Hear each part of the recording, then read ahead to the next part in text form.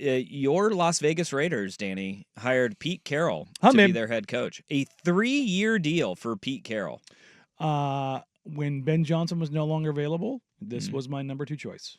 If you're not going to get the guy that you're going to go with going forward for the long haul, potentially, get me the stopgap guy that's going to get your culture right, that's going to set things on the right path, and get the vibes right in the building.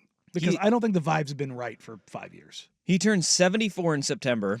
And yet still has the juice. Will be 77 at the end of his deal. I think there's an option year for a retirement home. Sure. Okay. But Pete Carroll, I agree. He is what they need right now. Yeah.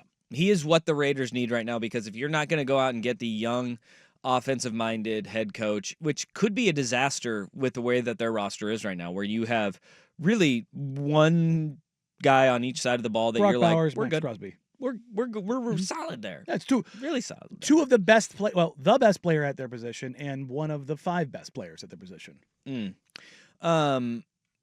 But that's quite a bold claim, Max Crosby, best player at his position. No, the other way around.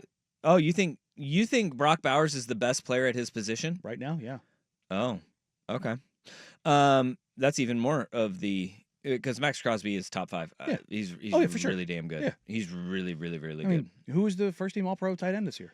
Well, it was Brock Bowers, but I will still. Travis Kelce getting any younger? I will still take Travis Kelce Sure, this year. That's fine. Yeah, I will. I mean, going into next year, who's the best tight end in the league? I don't know. We'll see. He's good. He's really good. He's really good.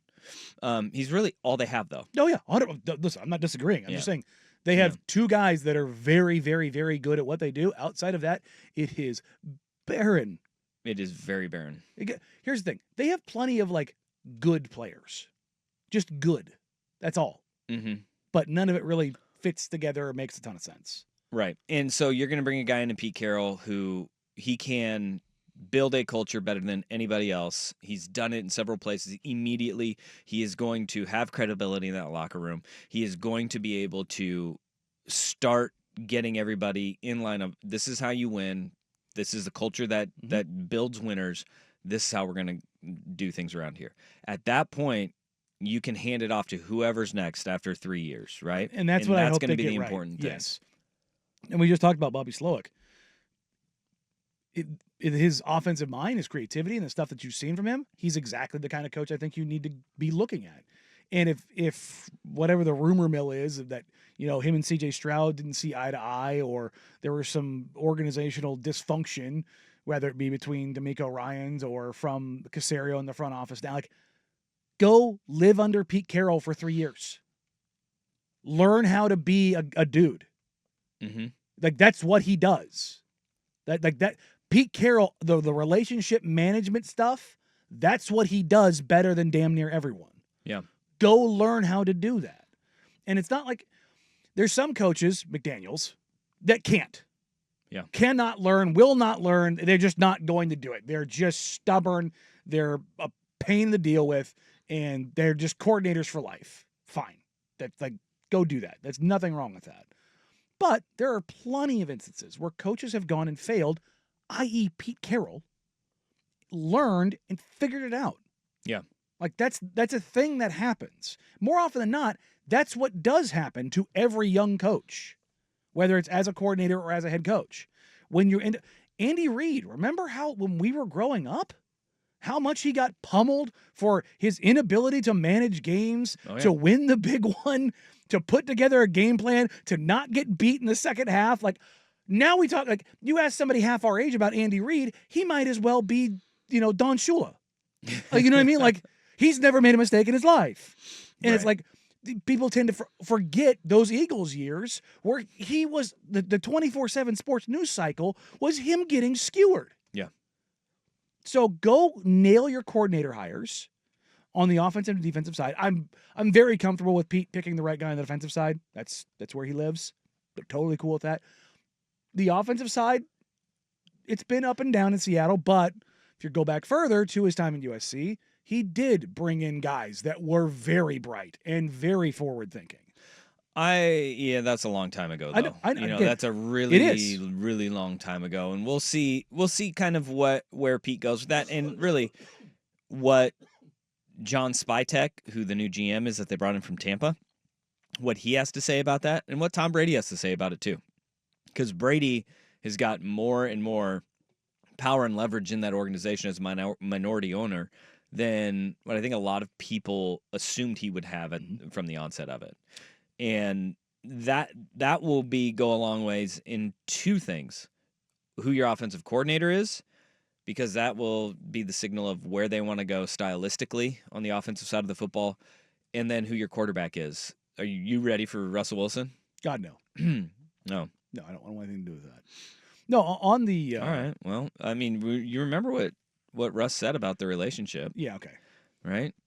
Well, here's the thing. You can talk about that all you want. He said that why would anybody? People are just trying to rip him apart. Look, Diana Rossini doesn't have hate in his heart. Diana Rossini was Russell on Wilson is going to be the next quarterback of your Raiders. Diana Rossini was on with Ryan Russillo, and you talk about the Tom Brady stuff, and I think this is going to inform the quarterback side of this. But this is what Diana said about Tom Brady with the Raiders.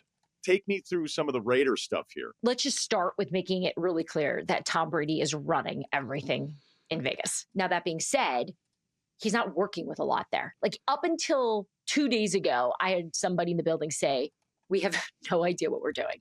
Like, they had no idea what direction that Brady wanted to go in terms of a head coach. And they land on Pete. This September, Pete will be the oldest NFL head coach. I could totally see this being a situation where this is a placeholder, where Pete comes in, straightens it up, cleans up some of the mess that was left behind, gets this thing on the right track. And hey, if he has success with it, great, let's run this thing out until he's 80. But if he could at least get this thing up on its feet, then maybe in a year or two, the hot coordinator can come in and Brady can go get his guy. Take me through. Oh. Yeah. Stopgap. Find a guy that's there. Don't worry about the quarterback right now. Justin Fields. No. Russell Wilson. No. I think if they were Daniel Jones. Honestly, I think if they're going to go anywhere, I think it would be Darnold. But Darnold may be wanted by other teams. Sure. But, and again, that's where I think she kind of alluded to it there, at least in general, of like how Tom Brady is doing things and or the impact that he is having. One, they got Ben Johnson in the room, where in the past that wasn't going to happen. Mm-hmm. And that has always been my beef with Mark Davis, is that he's the different. If we talk about the stuff with Jerry Jones and the Jones family, he still has some pull, even with his level of crazy. Yep. Mark never had pull. And God knows he does not have the pull of Al Davis. Al Davis, until things went crazy at the end, Al Davis had damn near more pull than anybody in the NFL. He was the big swinging you-know-what at the table in NFL meetings. He was the guy that the league looked to for a long time. And those final 10 years were really rough.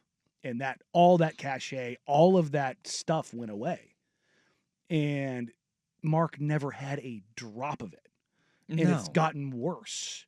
So Brady look, I hate what Tom Brady did to my franchise. But he is bringing some level of credibility back. Yeah. This is going to be tougher.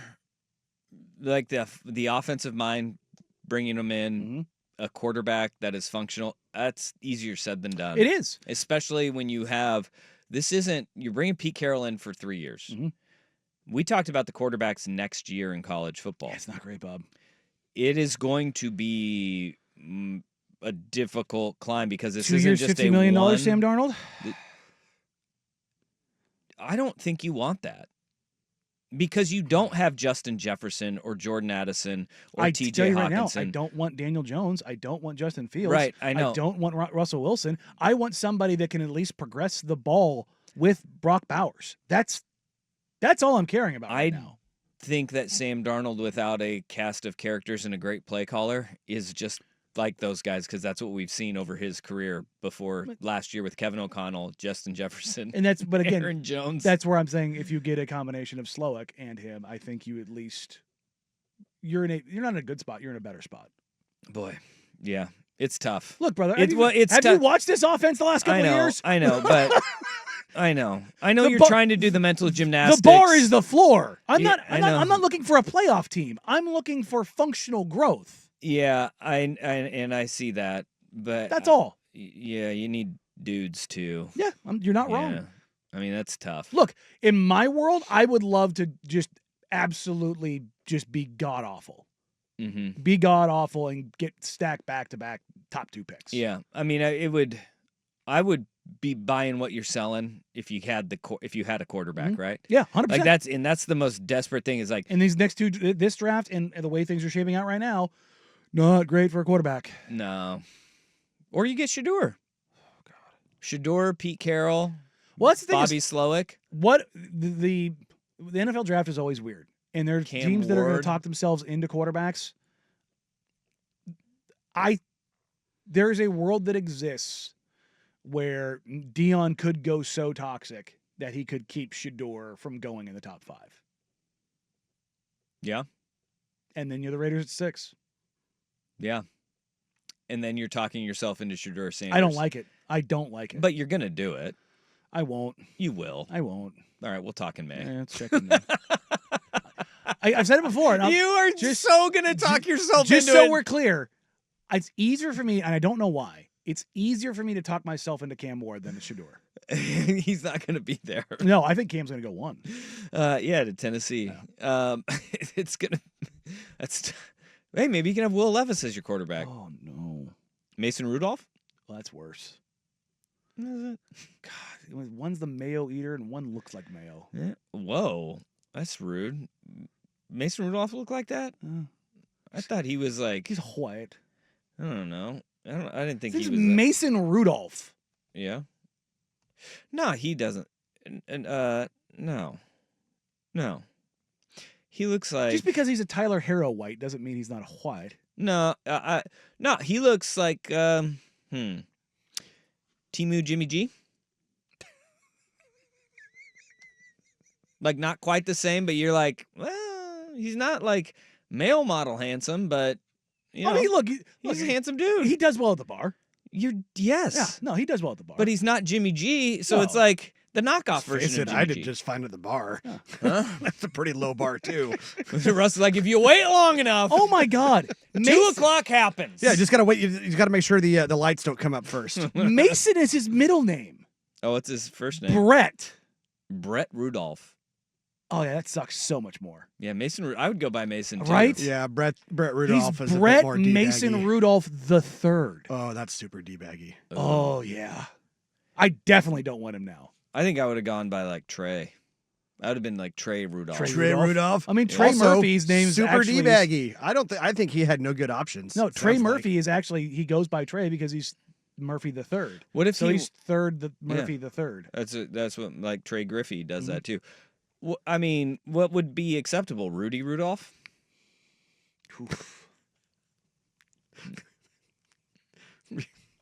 No. Rudy Rudiger. Well, you just drop the B and go Rhett Rudolph. What do you want to call him? Well, Red, that's a little bit better To some, to some, to especially down south of others, that it'd Mason Dixon line. it'd be Rudy Rudolph.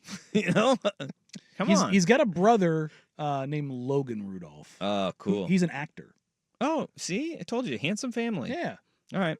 Well, that's talking Rudolphs. The Jaguars got their guy, and again, order of operations, not their strong suit in Jacksonville. Danny and Dusty on the Fan.